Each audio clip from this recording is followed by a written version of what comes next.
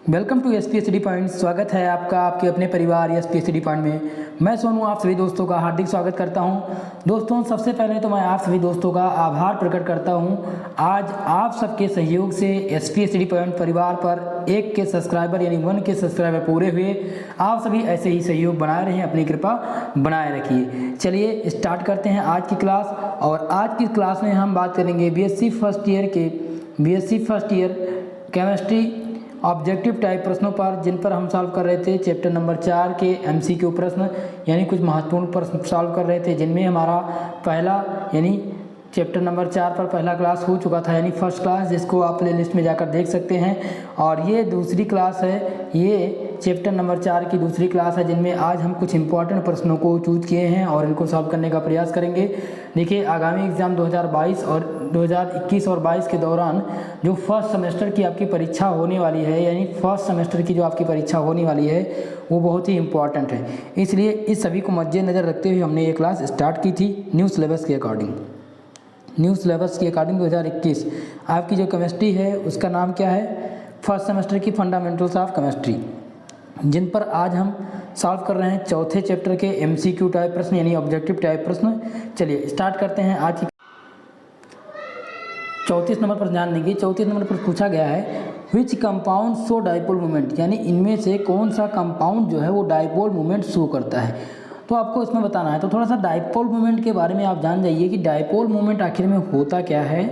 और dipole moment इसका हिंदी होता है द्विध्रुव आघूर्ण। क्या होता है? द्विध्रुव आघूर्ण इसकी हिंदी होती है। तो द्विध्रुव आघूर्ण क्या है? द्विध्रुव आघूर्ण जैसे कि कोई दो बराबर परंतु विपरीत प्रकार के बिंदु आवेश एक दूसरे से एक निश्चित दूरी पर स्थित हों, तब उनमें दोनों आवेशों के बीच यानी कि ए और बी, इन दोनों के बीच की दूरी के गुणनफल को हम क्या कहते हैं? विद्युत आवेश कहते हैं। और विद्युत आवेश को हम स्मॉल p से प्रदर्शित करते हैं। किससे? स्मॉल p से प्रदर्शित करते हैं। इसकी जो यूनिट होती है यानी इसकी इकाई जो होती है वो कूलाम मीटर होती है। क्या होती है? कूलाम मीटर होती है द्विध्रुव की इकाई। और यह क्या है? एक सदिश राशि। द्विध्रुव वैद्युत द्विध्रुव क्या है? एक सदिश राशि है। ठीक है। अब हम बात करते हैं, इतना समझ गए आप द्विध्रुव आघूर्ण से मतलब यानी डाइपोल मोमेंट से। अब आपको आंसर करना है कि इनमें से कौन सा द्विध्रुव आघूर्ण जो है वो शो करता है। तो इसका राइट आंसर क्या हो जाएगा? इसका राइट आंसर क्या हो जाएगा? 1,2 डाइक्लोरो बेंजीन, यानी ऑप्शन नंबर 2 सही हो जाएगा। 1,2 डाइक्लोरो बेंजीन। डाइक्लोरो बेंजीन देखिए, ये आपका बेंजीन रिंग है, ये आपका बेंजीन रिंग है। यहाँ पर Cl और यहाँ पर Cl। आप इसका क्या करेंगे? अब इसकी गिनती करेंगे 1 2 3 4 और 5 और ये 6।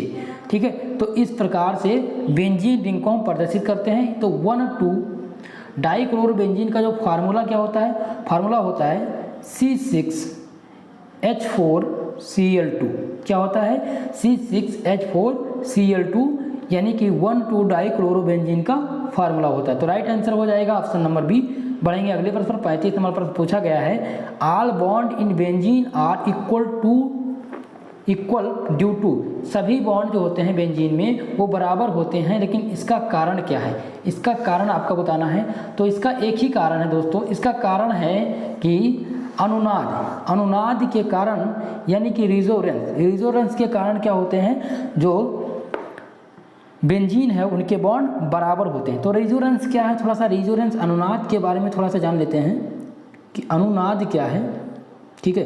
तो अनुनाद ऐसा अंतरा आणविक संकल्पना है जिससे यौगिक या अणु में पाई बंध के इलेक्ट्रॉन का विस्थापन होता है। पाई बंध के इलेक्ट्रॉन का विस्थापन होता है, उसी को क्या कहा जाता है? उसी को हम अनुनाद कहते हैं। अनुनाद कहते हैं। ठीक है। तो इसमें राइट आंसर क्या हो जाएगा? ऑप्शन नंबर सी, यानी कि सभी बॉन्ड बेंजीन में जो बराबर होते हैं उसका कारण क्या है? उसका कारण है मतलब अनुनाद, यानी रेजोनेंस के कारण बेंजीन के सभी बॉन्ड बराबर होते हैं। इसका कारण क्या है? अनुनाद है, यानी रेजोनेंस है। चलिए अगले नंबर पर ध्यान देंगे। 36 नंबर पर पूछा गया है aromatic properties of benzene are provided by, जो एरोमेटिक प्रॉपर्टीज है यानी एरोमेटिक गुण जो है बेंजीन में कौन प्रोवाइड करता है, कौन एरोमेटिसिटी प्रोवाइड करता है बेंजीन को, तो आपको बताना है। तो इसका आंसर हो जाएगा मॉलिक्यूलर ऑर्बिटल थ्योरी। क्या हो जाएगा? मॉलिक्यूलर ऑर्बिटल थ्योरी यानी MOT। तो थोड़ा सा मॉलिक्यूलर ऑर्बिटल थ्योरी क्या है इसके बारे में जानने का प्रयास करेंगे आप लोग। देखिए, इसका प्रतिपादन, इस सिद्धांत का प्रतिपादन जो है वो हकल, हुंड और मुकीकन ये तीनों वैज्ञानिकों ने मिलकर इसका प्रतिपादन किया था, जिससे हमें क्या पता चलता है, जिससे आणविक कक्षा सिद्धांत का, जिसे क्या कहते हैं, इसे MOT को हिंदी में कहते हैं आणविक कक्षक सिद्धांत। आणविक क्या कहते हैं? आणविक कक्षक सिद्धांत। क्या कहते हैं? आणविक कक्षक सिद्धांत कहते हैं। यानी राइट आंसर क्या हो जाएगा? ऑप्शन नंबर सी हो जाएगा। ठीक है, तो इसके आधार पर अब MOT तो प्रतिपादन समझ गए कि प्रतिपादन किसने किया था। MOT का प्रतिपादन जो होता है वो किसने किया था? हकल, हुंड व मुकीकन नामक वैज्ञानिक ने किया था, जिसे हम क्या कहते हैं? आणविक कक्षक सिद्धांत कहते हैं, यानी MOT कहते हैं। इसके आधार पर हम सहसंयोजक बंध यानी कोवैलेंट बंध एंड आइटम की व्याख्या सफलतापूर्वक किया जा सकता था। इनके द्वारा जैसे सहसंयोजक बंध होते थे और एटम होते थे, उनकी व्याख्या सफलतापूर्वक की जा सकती। जैसे कुछ एटम ऐसे थे जिनकी व्याख्या पूर्णतया नहीं हो सकती थी। जैसे उसमें क्या होते थे कि जो है अयुग्मित इलेक्ट्रॉन की संख्या पाई जाती थी, इस कारण से उनका जो है सफलतापूर्वक से विस्तार नहीं हो पाता था, यानी एक्सप्लेनेशन नहीं हो पाता था। तो इसका प्रतिपादन करने के लिए हकल, हुंड और मुकीकन ने क्या किया? MOT थ्योरी दिया। ठीक है, चलिए इस प्रकार इसका आंसर हो जाएगा ऑप्शन नंबर सी। 37 नंबर ध्यान देंगे। 37 नंबर पर पूछा गया है carboxylic acid are easily ionate the main reason of the statement. यानी कि पूछा गया है कि जो एरोमेटिक यौगिक हैं, जो कार्बोक्सिलिक एसिड हैं, वो इजीली आयनित हो जाते हैं, यानी आयनीकृत हो जाते हैं। इसका मेन कारण क्या है? इसका मेन कारण क्या है आपको बताना है। चलिए इसका आंसर करेंगे आप लोग। 37 नंबर प्रश्न का आंसर करने का प्रयास करेंगे। 37 नंबर प्रश्न का सही जवाब हो जाएगा ऑप्शन नंबर बी हो जाएगा, resonance stabilisation of carboxylic ion. Resonance stabilisation of carboxylic ion के कारण जो है वो कार्बोक्सिलिक एसिड जो है वो इजली से यानी जल्दी आयनित हो जाते हैं। इस किसका कारण है? अनुनाद सब्स्टिट्यूशन और कार्बोक्सिलिक आयन के कारण। ठीक है, ये थोड़ा सा स्पेलिंग मिस्टेक है, इसी होगा resonance stabilisation of carboxylic ion. ठीक है, राइट आंसर हो जाएगा ऑप्शन नंबर बी। क्या हो जाएगा? ऑप्शन नंबर बी सही हो जाएगा। चलिए 38 नंबर प्रश्न ध्यान देंगे। 38 नंबर प्रश्न बहुत ही इंपॉर्टेंट पूछा गया है कि credit for the ring structure of benzene goes to. जो बेंजीन का रिंग स्ट्रक्चर है उसका क्रेडिट किससे जाता है? सबसे पहले बेंजीन का रिंग स्ट्रक्चर क्या है? तो बेंजीन का जो रिंग स्ट्रक्चर है वो यही है। ठीक है, इस रिंग स्ट्रक्चर को किसने दिया था? और इस बेंजीन के रिंग स्ट्रक्चर का श्रेय किसे जाता है? तो किसे जाता है? केकुले को जाता है। किसको जाता है? केकुले को जाता है। केकुले ने क्या किया था? बेंजीन का रिंग स्ट्रक्चर दिया था। ठीक है, अब इसका सूत्र क्या होता है? इसका फार्मूला क्या होता है? इसका फार्मूला होता है C6H6 इसका और सूत्र होता है। और ये क्या है? एक कार्बनिक यौगिक है। इसका अन्य नाम जो है, इसका अन्य नाम भी पूछा जाता है। देखिए पूछा जाता रहता है, दे देगा कि साइक्लोहेक्सेन 135 ट्राइइन किसका फार्मूला है, किसका नाम है, किसका एक नाम है, तो आपको उसमें बताना रहेगा। लेकिन जब आपको पता ही नहीं होगा तो आप नहीं कर पाओगे। इसलिए इसका अन्य जो नाम है उसको नोट कर लीजिए आप। बेंजीन का जो अन्य नाम है वो नाम है साइक्लोहेक्सा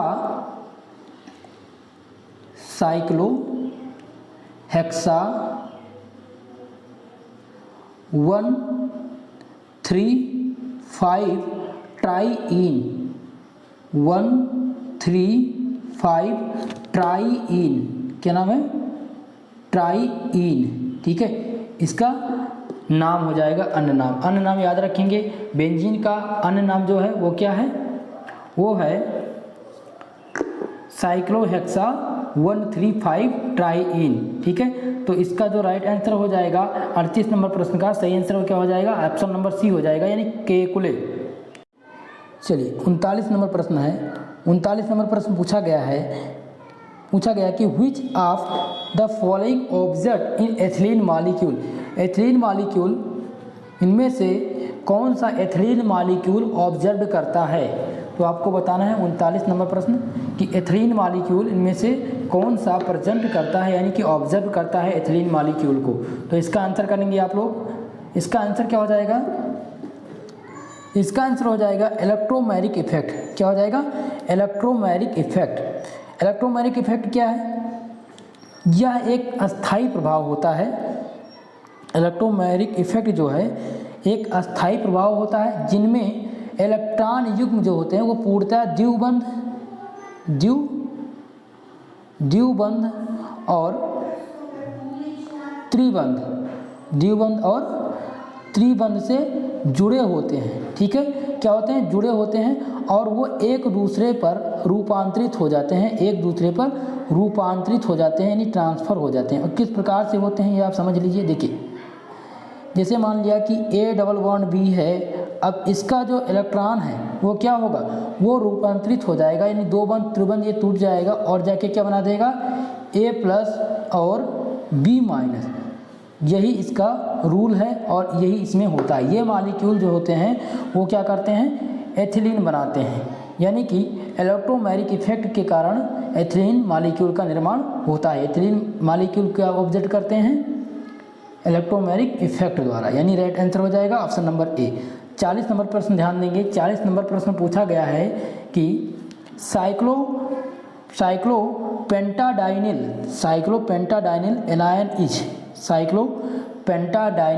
एनायन क्या है? तो ये क्या है? ये एक एरोमेटिक यौगिक है। क्या है? एक एरोमेटिक यौगिक है। ये क्या करते हैं? एरोमेटिसिटी कंटेन करते हैं, यानी ऑप्शन नंबर ए सही हो जाएगा। थोड़ा सा साइक्लोपेंटाडाइनिल के बारे में जान लेते हैं। देखिए, इसका जो स्ट्रक्चर होता है वो क्या होता है, किस तरह से होता है? जो इसका स्ट्रक्चर है वो इस तरह से होता है। ठीक है, वो क्या होता है? इसी तरह से बना होता है, यानी कि ये मानकर चलिए कि एक जो बेंजीन होता है, ठीक है, उस तरह से ना होकर के इस तरह से जो होता है वो साइक्लोपेंटेन होता है। इसका जो फार्मूला होगा ये क्या होगा? C5 और H5। साइक्लोपेंटाडाइनिल का फार्मूला क्या होगा? C5H5 होगा और ये इसका स्ट्रक्चर हो जाएगा। ये क्या हो जाएगा? इसका स्ट्रक्चर हो जाएगा, यानी इस प्रकार के स्ट्रक्चर को कंटेन करता है साइक्लोपेंटाडाइनिल स्ट्रक्चर, यानी एनायन। तो राइट आंसर क्या हो जाएगा? इसका राइट आंसर हो जाएगा ऑप्शन नंबर ए, यानी एरोमेटिक। साइक्लोपेंटाडाइनिल क्या है? एक आयन एरोमेटिक है, यानी एरोमेटिक यौगिक है। ऑप्शन नंबर ए सही हो जाएगा 40 नंबर प्रश्न का। 41 नंबर प्रश्न ध्यान देंगे। पूछा गया है in which the following species the central carbon atom is negatively charge. पूछा गया है वह धनावेशित आयन जिनमें कार्बन परमाणु पर धनावेश होता है। क्या होता है? धनावेश होता है। तो उस परमाणु के सेंट्रल आइटम यानी ऑर्बिटल में, उसके ऑर्बिटल में कितने इलेक्ट्रॉन होंगे? आपको ये बताना है कि उसके सेंट्रल आइटम में कितने इलेक्ट्रॉन होंगे और उस इलेक्ट्रॉन को क्या कहा जाता है। देखिए, ध्यान रखेंगे। तो इसका आंसर क्या हो जाएगा? इसका आंसर हो जाएगा 41 नंबर प्रश्न का आंसर करेंगे आप लोग। क्या हो जाएगा इसका आंसर? इसका आंसर हो जाएगा ऑप्शन नंबर ए, कार्बेनियम आयन। क्या हो जाएगा? Carbon anion.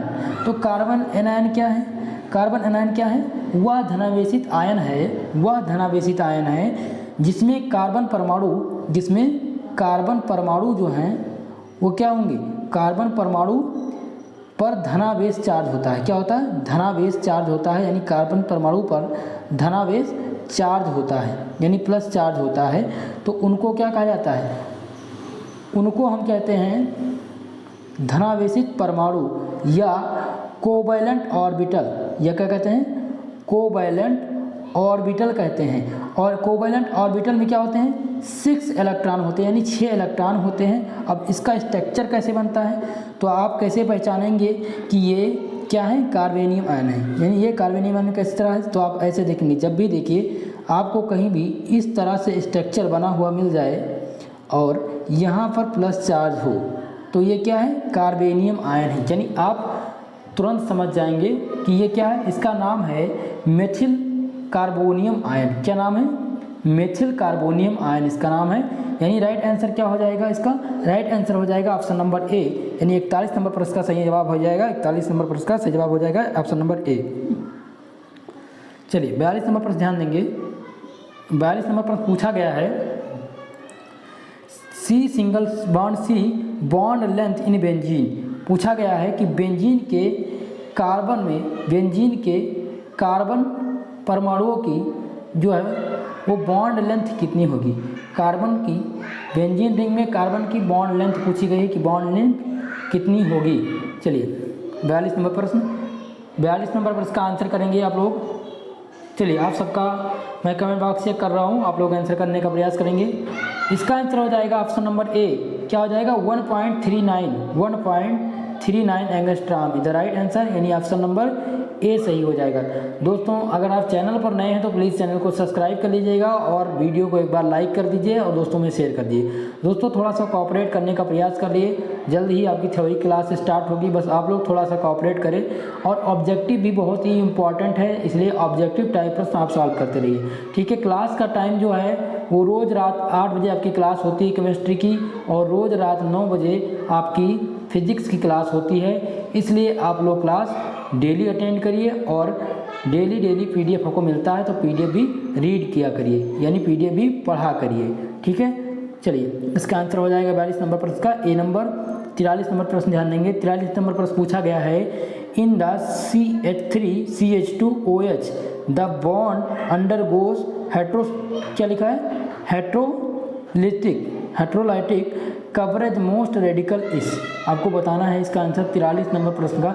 इसमें पूछा गया है कि देखिए C2H5OH यानी कि एथिल एल्कोहल, क्या पूछा गया है?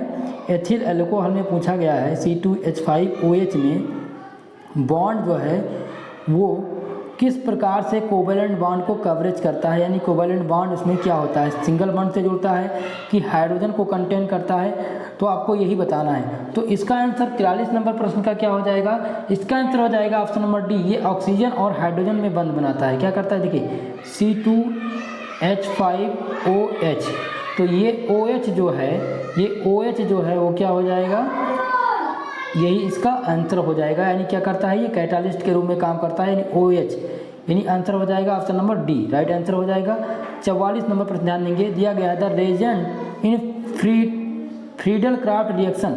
फ्रीडल क्राफ्ट रिएक्शन में रेजेंट यानी उत्प्रेरक का काम कौन करता है? फ्रीडल क्राफ्ट रिएक्शन में उत्प्रेरक का काम कौन करता है, इसको आपको बताना है। फ्रीडल क्राफ्ट रिएक्शन में उत्प्रेरक का काम, चलिए आपको इसका आंसर बताना है। फ्रीडल क्राफ्ट रिएक्शन,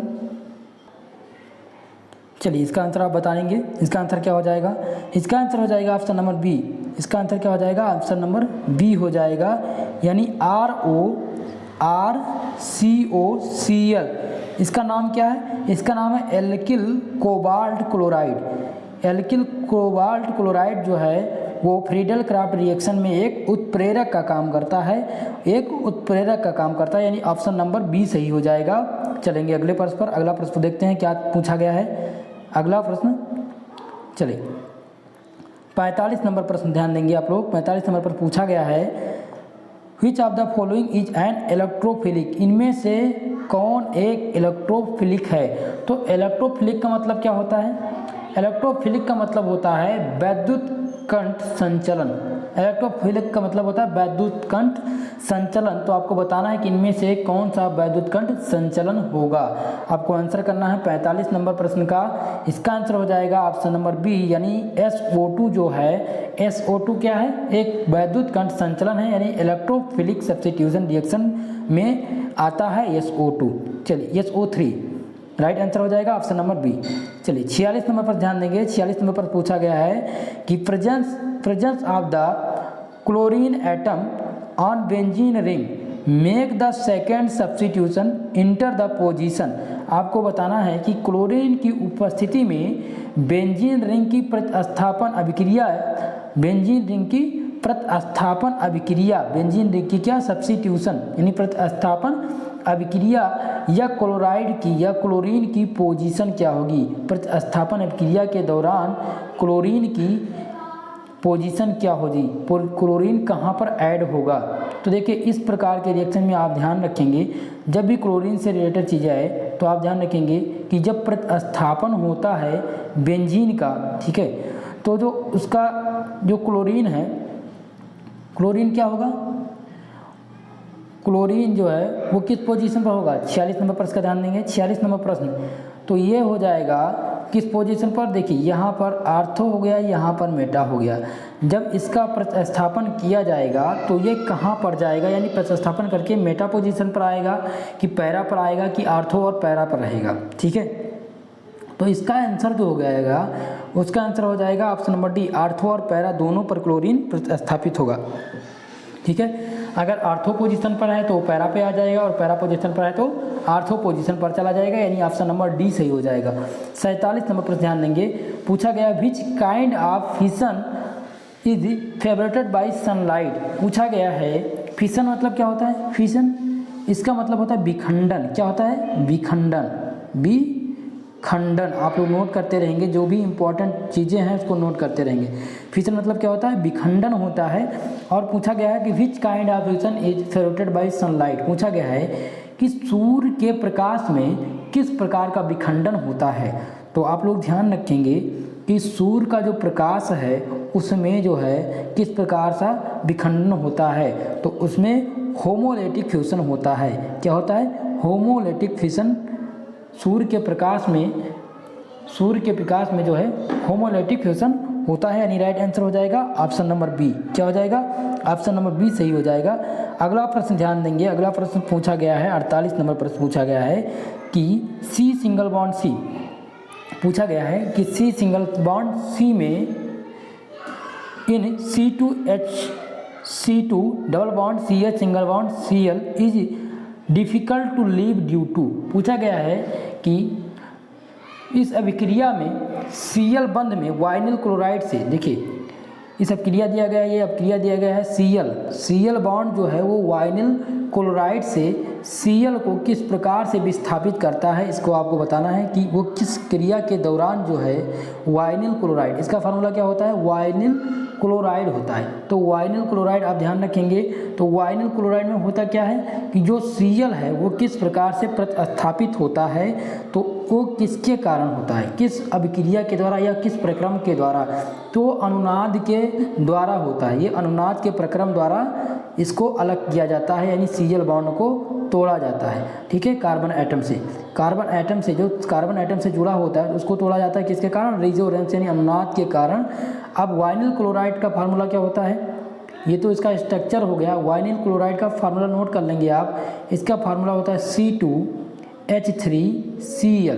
क्या होता है, C2H3Cl, ये वाइनिल क्लोराइड का फार्मूला होता है, ध्यान रखेंगे। इसका आंसर क्या हो जाएगा, इसका आंसर हो जाएगा ऑप्शन नंबर ए, यानी 48 नंबर का ए सही है।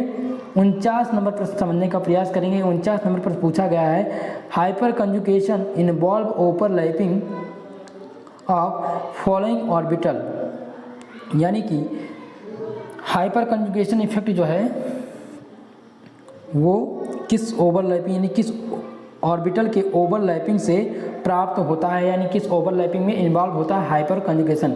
हाइपर कंजुगेशन की हिंदी क्या होता है, इसकी हिंदी होती है अति संयुग्मन। क्या होती है, अति संयुग्मन, अति संयुग्मन होता है, किसका मतलब हाइपर कंजुगेशन। तो इसमें ओवरलैपिंग पूछी गई है कि किस ओवरलैपिंग में हाइपर कंजुगेशन जो होता है वो ऑर्बिटल के द्वारा इन्वॉल्व होता है। तो 49 नंबर प्रश्न आपको आंसर करना है, इसका आंसर हो जाएगा ऑप्शन नंबर बी, यानी कि सिग्मा और पी जो है, यानी इसके द्वारा क्या होता है, इन ओवरलैपिंग में इन्वॉल्व होता है हाइपर कंजुगेशन ऑर्बिटल के माध्यम से, यानी राइट आंसर हो जाएगा ऑप्शन नंबर बी। चलिए अगला प्रश्न ध्यान देंगे। अगला प्रश्न पूछा गया है hyperconjugation effect is known as, hyperconjugation effect जो है वो किससे जाना जाता है, तो अति संयुग्मन हाइपर कंजुगेशन इफेक्ट किसके नाम से जाना जाता है, इसको आप बताने का प्रयास करेंगे। चलिए इसको समझने का थोड़ा सा प्रयास करते हैं। तो यह हाइपर यानी अति संयुग्मन क्या है, अति संयुग्मन। तो ये एक ऐसी घटना है जिसके द्वारा जो है इलेक्ट्रॉन क्या करते हैं, जिसके द्वारा इलेक्ट्रॉन इलेक्ट्रॉन क्या होते हैं?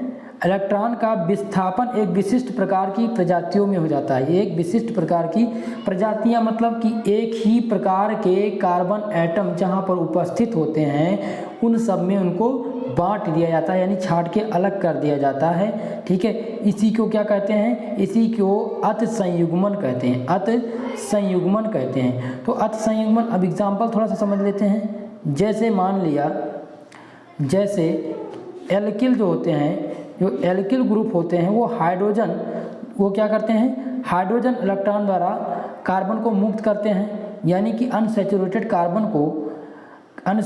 कार्बन को क्या करते हैं? मुक्त करते हैं। जो एल्किल ग्रुप होते हैं उनमें जो हाइड्रोजन एटम होते हैं, हाइड्रोजन एटम उनको क्या करते हैं? हाइड्रोजन द्वारा, जो हाइड्रोजन एटम उपस्थित होते हैं, हाइड्रोजन द्वारा क्या किया जाता है? अनसैचुरेटेड कार्बन को मुक्त किया जाता है। अनसैचुरेटेड कार्बन को मुक्त किया जाता है, वो क्या कहलाता है? वो कहलाता है अत संयुग्मी। वो क्या कहलाता है? अत संयुग्मी इलेक्ट्रॉन कहलाता है। ठीक है, तो आप लोग ध्यान रखेंगे इस सब चीज़ों को। ठीक है, तो एक बार फिर से समझ लीजिए अत संयुग्मी क्या है मित्रों। तो यह आप ध्यान रखेंगे, यह एक ऐसी घटना है जिसके द्वारा इलेक्ट्रॉन का विस्थापन क्या होता है? इलेक्ट्रॉन का विस्थापन एक विशिष्ट प्रकार की प्रजातियों द्वारा होता है। एक विशिष्ट प्रकार की प्रजातियों द्वारा होता है। एक विशिष्ट प्रकार की प्रजातियों द्वारा होता है। उससे क्या कहते हैं? अत संयुग्मन कहा जाता है। जैसे कि मान लिया जाए कि जो एल्किल ग्रुप होता है, जिसे हम किससे प्रदर्शित करते हैं? कैपिटल आर से प्रदर्शित करते हैं। हाइड्रोजन ग्रुप को किससे प्रदर्शित करते हैं? कैपिटल एक्स से प्रदर्शित करते हैं। हाइड्रोजन ग्रुप के तत्व कौन कौन से हैं? तो आप ध्यान रखेंगे, हाइड्रोजन ग्रुप के तत्व ब्रोमाइड, आयोडीन, क्लोराइड, फ्लोराइड, ये क्या है? हाइड्रोजन ग्रुप के तत्व हैं। इनको हम एक्स से प्रदर्शित करते हैं। ठीक है, इसी में थोड़ा सा और जान लेते हैं। एक फार्मूला होता है RMgX। ठीक है, इसका नाम अगर आप किसी को इसका नाम पता है कमेंट में कमेंट करके बताइए कि ये किसका फार्मूला है और ये नेमिंग रिएक्शन में कौन से अभिकर्मक का नाम है। चलिए इसका नाम बता देते हैं। इसका नाम है एल्किल मैग्नीशियम हैलाइड और इसी को हम ग्रिग्नार्ड अभिकर्मक के नाम से जान देते हैं। किसके नाम से? ग्रिग्नार्ड अभिकर्मक के नाम से हम इसे जानते हैं, यानी RMgS ग्रिग्नार्ड अभिकर्मक का नाम है। ठीक है, तो आप लोग ग्रिग्नार्ड अभिकर्मक, एल्किल ग्रुप और हाइड्रोजन ग्रुप से परिचित होंगे, भली बात है। लेकिन फिर भी मेरा प्रयास यही रहता है कि जो चीज़ें सामने अगर आती हैं ऐसी टॉपिक्स तो उनको एक्सप्लेन कर दिया जाए। ठीक है, तो आप पढ़ रहे थे, क्या पढ़ रहे थे? एल्किल ग्रुप के बारे में आपको बताना था। अत संयुग्मन में किस प्रकार से जो होते हैं एल्किल ग्रुप को किस प्रकार से डिवाइड किया जाता है।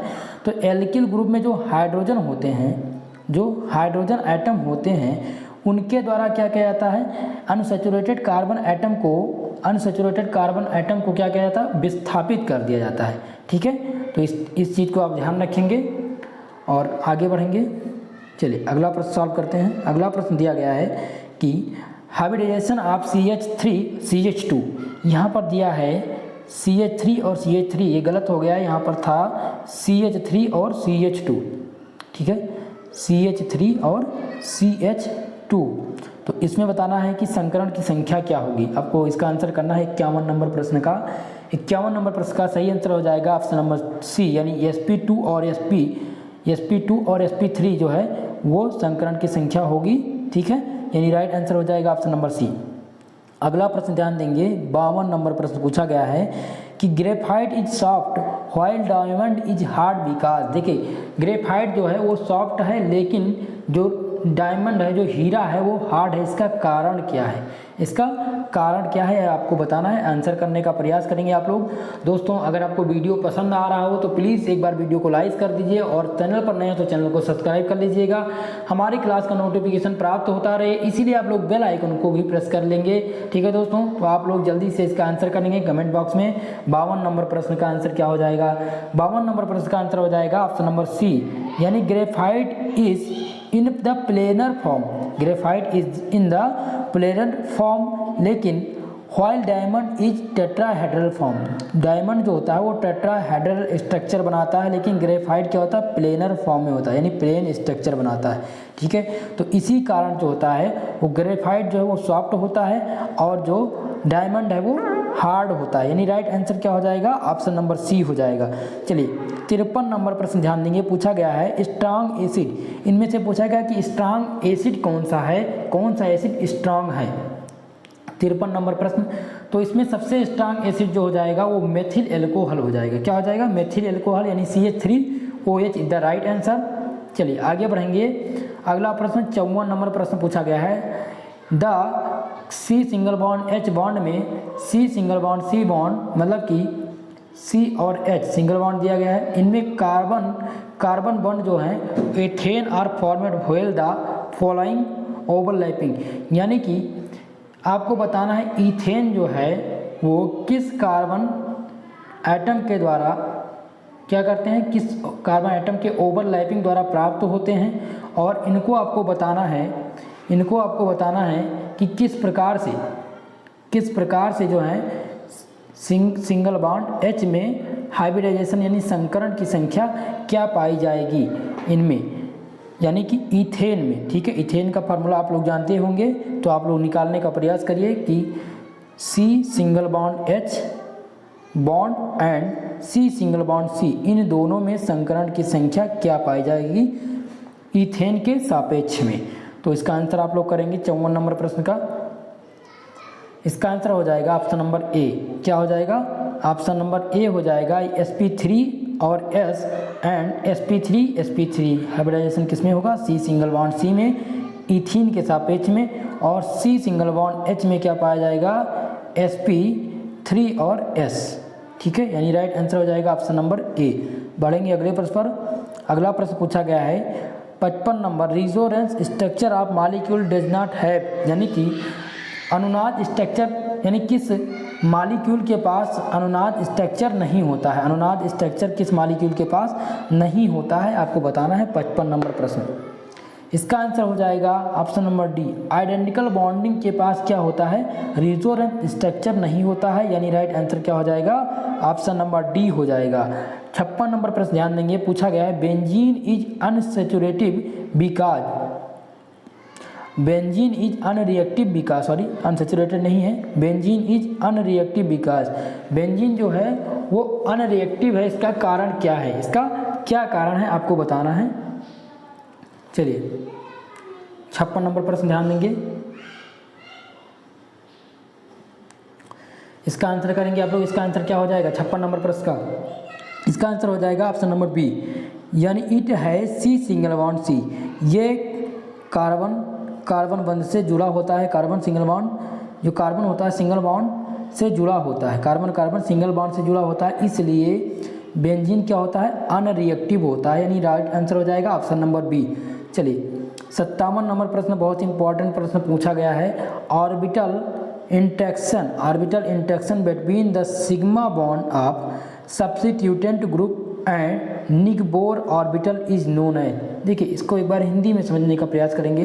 दिया गया है कि प्रतिस्थापित समूह में सिग्मा बॉन्ड और एक पाई बॉन्ड के बीच जो कक्षीय अंतर है उसको किस ऑर्बिटल के नाम से जाना जाता है, आपको बताना है। इसका आंसर क्या हो जाएगा, चलिए आंसर करेंगे सभी लोग। इसका आंसर क्या हो जाएगा 57 नंबर प्रश्न का, इसका आंसर हो जाएगा ऑप्शन नंबर ए, यानी हाइपर कंजुगेशन के कारण प्रतिस्थापित समूह में सिग्मा बंध और एक पाई बंध जो है उनके बीच का कक्षीय अंतर क्या कहलाएगा, हाइपर कंजुगेशन कहलाएगा, यानी राइट आंसर हो जाएगा answer number A, option number A सही आंसर हो जाएगा। चलिए आगे प्रश्न बढ़ते हैं, अगला प्रश्न ध्यान देंगे। 58 नंबर प्रश्न पूछा गया है, which of the following contain 3 pairs of electron, इनमें से which of the following contain 3 pairs of electron, इनमें से कौन सा 3 पेयर इलेक्ट्रॉन का 3 पेयर कंटेन करता है, आपको बताना है। 58 नंबर प्रश्न, इसका आंसर हो जाएगा ऑप्शन नंबर ए, कार्बोकैटायन जो है वो कार्बोकैटायन क्या करता है, carbocation 3 pairs of carbon contain करता है, यानी ऑप्शन नंबर ए सही हो जाएगा 58 नंबर प्रश्न का। 59 नंबर प्रश्न ध्यान देंगे, पूछा गया है among the given cation the most stable carbonium ion. इनमें पूछा गया है कि कैटायन के सापेक्ष में इनमें से सबसे स्टेबल कार्बोनियम आयन क्या होगा। तो इसका आंसर हो जाएगा ऑप्शन नंबर बी, यानी ट्राई ब्यूटिल। क्या हो जाएगा? ट्राई ब्यूटिल हो जाएगा, यानी ऑप्शन नंबर बी सही हो जाएगा। दोस्तों आज की ये क्लास आप लोग को कैसी लगी, आप लोग कमेंट बॉक्स में कमेंट करके ज़रूर बताइएगा। दोस्तों एक बार फिर से आप सभी का मैं तहे दिल से धन्यवाद करता हूँ। आप लोगों के सहयोग से आज हमारे YouTube चैनल यानी एसपी स्टडी परिवार 1 के सब्सक्राइबर पूरे हुए हैं। आप सबका स्नेह और आप सबका जो सहयोग है इसी प्रकार से बना रहा तो जल्द ही एसपी स्टडी पॉइंट जो है 10 के सब्सक्राइबर प्राप्त करेगा। इसमें आप लोग का सहयोग बराबर बना रहे, इसलिए आप लोग क्या करेंगे, डेली क्लास अटेंड करेंगे और हमसे जो आपकी मदद हो सकेगी, यानी आपके सिलेबस को लेकर के आपके ऑब्जेक्टिव टाइप प्रश्न को सॉल्व कराएंगे और उसके बाद में जल्द ही आपकी थ्योरी की क्लास भी स्टार्ट कर देंगे ताकि आप लोगों को किसी भी प्रकार की दिक्कतें ना हो। ठीक है, तो आप इन सब चीज़ों का ध्यान रखेंगे और आप लोग क्लास डेली यानी क्लास का टाइमिंग आपको सुबह यानी रोज़ रात 8 बजे आपकी केमिस्ट्री क्लास होगी और 9 बजे जो है आपकी फिजिक्स की क्लास होती है, तो आप डेली क्लास अटेंड किया करिए। ठीक है दोस्तों, इसका नोटिफिकेशन, क्लास का नोटिफिकेशन आपको टेलीग्राम चैनल और व्हाट्सएप ग्रुप पर मिलता रहता है, तो आप टेलीग्राम चैनल और व्हाट्सएप ग्रुप को एक बार चेक कर लिया करिए, वहाँ से आपको PDF और क्लास का नोटिफिकेशन प्राप्त होता रहेगा। ठीक है दोस्तों, जो भी कुछ नोटिफिकेशन अगर कॉलेज की तरफ से, यूनिवर्सिटी की तरफ से आती है तो हम आप लोग को